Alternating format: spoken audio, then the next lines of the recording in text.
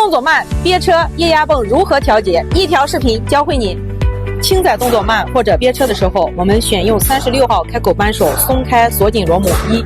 如果出现动作慢，用24号开口扳手将调节螺钉2顺时针旋转90度。